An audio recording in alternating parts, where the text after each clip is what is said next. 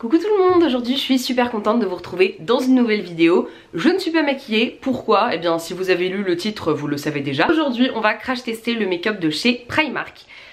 Primark, je pense que c'est une enseigne que tout le monde connaît, c'est un endroit où ils vendent des vêtements principalement qui sont vraiment pas chers et ils ont un rayon maquillage.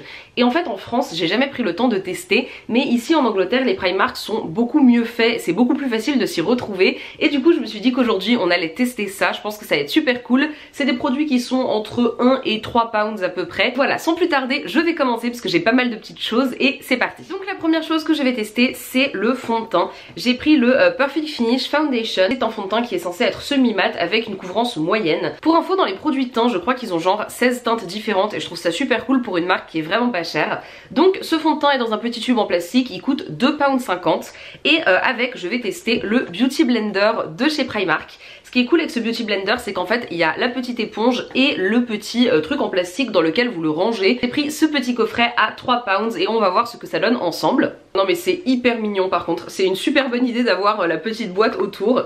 Par contre l'éponge elle m'a l'air hyper dense. Moi j'aime bien quand les éponges à fond de teint sont pas trop denses parce que sinon ça sert à rien, ça fait que boire tout le fond de teint. Comparé à mon Beauty Blender que j'ai pris au cas où celui-ci soit vraiment trop nul et que j'en ai besoin, ça c'est, je sais pas si vous verrez la différence mais enfin ça résiste beaucoup plus sous mes doigts. Donc je vais faire le test. Est-ce que l'éponge à fond de teint va gonfler quand je la mouille? Vu la consistance de l'éponge, je ne pense pas que ça va marcher, mais on va essayer. Ah, j'ai été mauvaise. Elle gonfle. Du coup voici l'éponge humide. Vous voyez par rapport au Beauty Blender que maintenant elle est beaucoup plus grosse. Mais par contre elle reste assez rigide comparée au Beauty Blender qui là est quasiment sec et qui est quand même plus mou. Alors l'éponge je suis pas convaincue du tout. Je préfère vous le dire.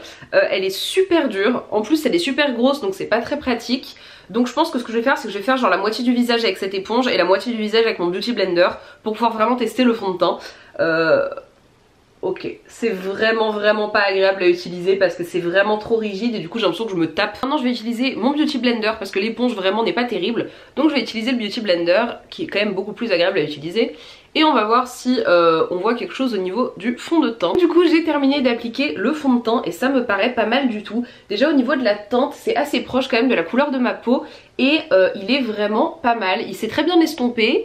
Il est pas désagréable sur la peau, j'ai pas l'impression d'avoir une couche de fond de teint là, donc ça c'est plutôt bien. Et je trouve qu'il est quand même relativement couvrant. C'est censé être une couvrance moyenne, donc ça va pas couvrir les imperfections que je peux avoir, mais j'ai l'impression que c'est pas mal, que ça a bien unifié le teint. Donc je suis plutôt très contente de ce petit fond de teint. Du coup l'éponge je vous recommande pas du tout, par contre ce fond de teint est pas mal. Du coup maintenant que j'ai appliqué le fond de teint que j'aime beaucoup, je vais essayer d'utiliser ce correcteur. Je voulais utiliser le correcteur liquide mais malheureusement ils avaient plus ma teinte. Donc j'ai pris ce petit correcteur en stick, je ne sais pas ce que ça va donner. Il coûtait 90 pence donc c'était vraiment pas cher et on va voir ce que ça donne.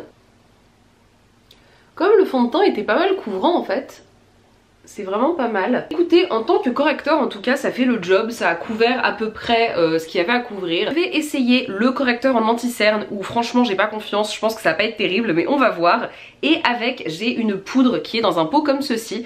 C'est une poudre qui est censée être parfaite pour le baking. Donc le baking c'est quand vous mettez une très grande quantité de poudre sur votre anti-cerne pendant quelques minutes, le temps que ça chauffe bien. Et ensuite il faut enlever la poudre et le but c'est de faire un dessous de l'œil assez parfait. Ça va pas trop. En fait ce que j'aime pas trop avec les anti-cernes et les correcteurs en stick de manière générale c'est que je trouve qu'ils sont hyper pâteux et franchement c'est pas très agréable à utiliser. Après ceci étant dit, si ça couvre à peu près bien, je vais pas me plaindre non plus. Je trouvais qu'il était pâteux mais en fait il s'est très bien estompé avec le Beauty Blender et il a très bien couvert ma cerne de ce côté là.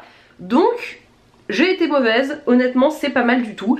Je vais essayer de faire du baking tout de suite sur cet œil et ensuite je m'occuperai du deuxième. Je vais choper un max de poudre avec le bout de mon Beauty Blender et je vais appliquer une grande quantité de poudre sous les yeux. La poudre est en train de sécher sous mes yeux, c'est vraiment pas agréable du tout. Au passage la poudre j'ai oublié de vous dire que c'est censé être une teinte universelle, donc moi je suis très blanche donc j'espère que ça va le faire. Mais écoutez pour l'instant ça n'a pas l'air d'être une teinte effectivement spécialement foncée. Je pense que je vais enlever toute cette poudre que j'ai sous les yeux avec mon pinceau à poudre qui au passage est un pinceau de chez Primark également. Puisque si vous avez vu mon vlog de déménagement en Angleterre vous savez que j'ai oublié tous mes pinceaux en France donc j'ai dû en racheter ici.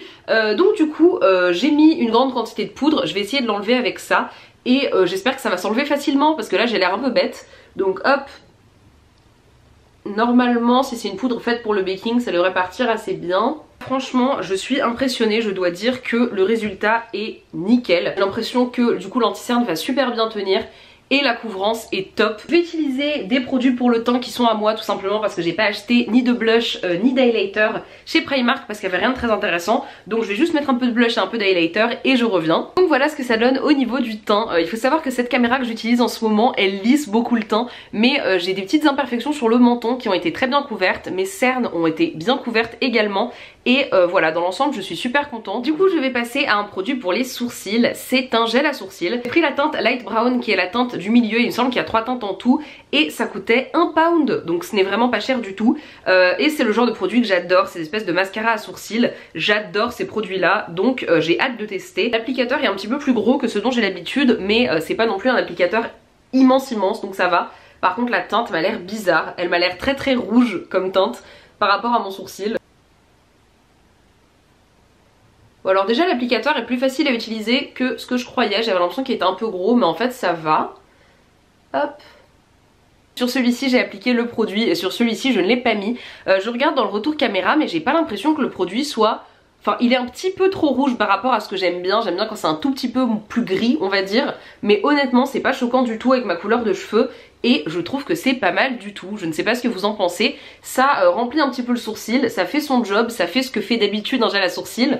Donc là je suis ravie pour 1 pound. Alors après je ne sais pas si ça va tenir, mais écoutez ça a pas l'air de transférer plus que ça quand je touche mon sourcil. Il est top, je suis très contente de tous ces petits produits pour l'instant. Maintenant on va passer aux yeux et au produit pour lequel j'ai le plus peur. C'est un eyeliner qui coûte 1 pound encore une fois, donc c'est vraiment pas cher et je ne sais pas ce que ça va donner, donc écoutez on va regarder ça. Donc cet eyeliner je vais l'ouvrir, on va regarder ça ensemble.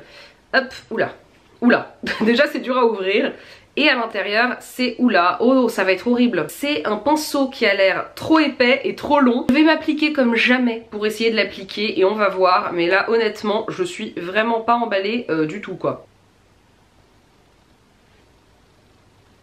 Niveau application, c'est pas top. Le pinceau n'est pas de très bonne qualité. Du coup il est très épais et il y a des poils qui se font un petit peu la malle. Mais ceci dit, le pinceau du coup n'est vraiment pas top. Mais ceci dit, pour le prix qu'il coûte... Je l'ai appliqué là sur les 2 yeux, j'ai réussi à l'appliquer à peu près correctement quand même.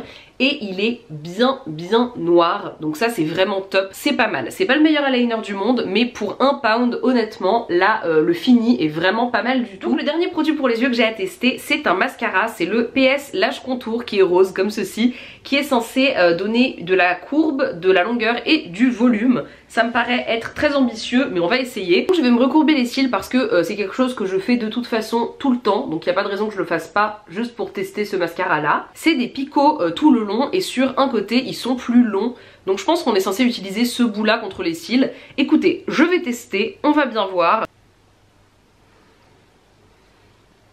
Non mais là c'est impressionnant je trouve. Donc sur cet œil là je n'ai pas de mascara et sur celui-ci j'ai mis le mascara et je ne sais pas si on voit bien la différence entre les 2 yeux, mais franchement c'est pas mal du tout, il est bien noir, il était très facile d'application et le résultat est pas mal du tout, je suis très impressionnée. Regardez comme l'eyeliner plus le mascara ça rend bien, alors que le mascara coûte 2 pounds et l'eyeliner 1 pound. Franchement je suis très impressionnée. La dernière chose que je vais tester c'est un rouge à lèvres pour terminer le look. C'est un rouge à lèvres liquide mat. Alors j'ai une sorte de passion pour les rouges à lèvres liquide mat, comme vous savez peut-être. J'adore ça. Celui-ci coûtait 3 pounds. Kiss Proof Liquid Matte Lipstick. Ils avaient plusieurs teintes. Moi j'ai pris la teinte 01 Nude in Private. C'est pas vraiment un nude, hein, c'est plus en violet, mais c'est tout à fait mon genre de teinte, donc j'espère qu'il va me plaire vraiment. Alors l'applicateur c'est un applicateur plat, donc il a l'air écoutez plutôt pas mal. On va tester ça tout de suite. L'applicateur est très pratique et le rouge à lèvres est pas mal. C'est bien sans transfert, c'est bien un rouge à lèvres liquide fini mat. Mais par contre je suis pas fan de la teinte en fait. Je trouve que à la caméra ça rend un petit peu mieux, mais en fait il est très rose, je m'étais pas rendu compte. Et moi j'aime bien les teintes un petit peu plus neutres que ça. Donc je ne sais pas si je vais le garder juste pour ça, mais par contre la qualité du rouge à lèvres est vraiment top. Pour 3 pounds vraiment c'est très bien. Donc éventuellement pourquoi pas tester d'autres teintes, c'est pas mal du tout. Mais simplement la teinte ne me convient pas totalement. Bon et bien écoutez tout le monde, vu que j'ai quasiment plus de batterie, je vais couper court à cette vidéo. De toute façon j'ai terminé de vous montrer les produits. J'espère vraiment que ça vous a plu. Je vous recommande le make-up de chez Primark. Après, je ne vous garantis pas que pour les peaux sensibles, pour les peaux à imperfection, ce soit adapté. Personnellement, j'ai une peau qui est plutôt normale, je suis pas très sensible et je fais pas beaucoup d'allergies, donc je ne vais pas pouvoir vous dire si moi j'ai fait des réactions, parce que je pense pas que j'en ferai tout simplement. Dites-moi dans les commentaires s'il y a d'autres marques que vous voulez que je teste et ce serait avec plaisir. Du coup, je vous fais d'énormes bisous et je vous dis à bientôt dans une nouvelle vidéo. Bisous!